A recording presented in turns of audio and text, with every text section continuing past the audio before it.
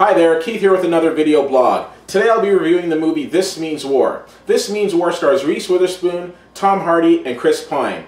In the movie, Reese Witherspoon's character Lauren is a lady looking for love, and in her quest for love she finds not one but two potential suitors. On the one hand, you've got Chris Pine's character FDR, the bad boy with beautiful blue eyes, and on the other side you've got Tom Hardy's character Tuck, the nice guy with a sweet, sexy British accent. Lauren has to choose between which one of these men she'll end up falling in love with. And she has to decide which one's going to get the rose. Honestly, it was like watching an episode of The Bachelor, without all the drama. However, what she doesn't realize is that these two men that she's dating simultaneously are best friends. And pretty soon into the dating process, they realize that they're dating the same lady. What makes it even more interesting is that they both work for the CIA, and they've got an arsenal of surveillance equipment at their disposal to spy on the other. It's a battle of one-upsmanship as FDR and Tuck are going to see who can end up getting the girl in the end.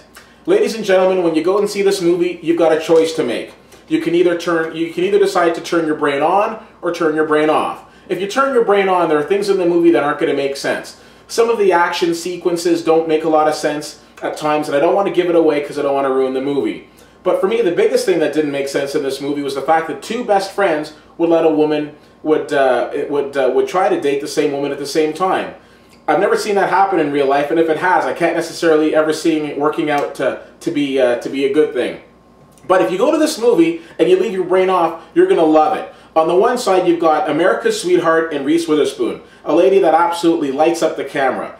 You know, when I think of Reese Witherspoon, I think of all these different celebrity magazines, and I think of pictures I've seen of her on the red carpet. She always looks fantastic. And it was pretty much like opening up a magazine in this movie and watching her walk from scene to scene as she still looked absolutely graceful. And ladies, you're not going to be disappointed with the eye candy that you get in this movie. Chris Pine, Tom Hardy, these are two young actors who are building up some very impressive resumes. On the one hand, you've got Chris Pine, who did a fantastic job in the reboot of Star Trek, and then you got Tom Hardy, who seems to be in everything, from Tinker Tailor Soldier Spy to Inception, and everyone's going to know who Tom Hardy is after this summer's Dark Knight Rises comes to the screens in July.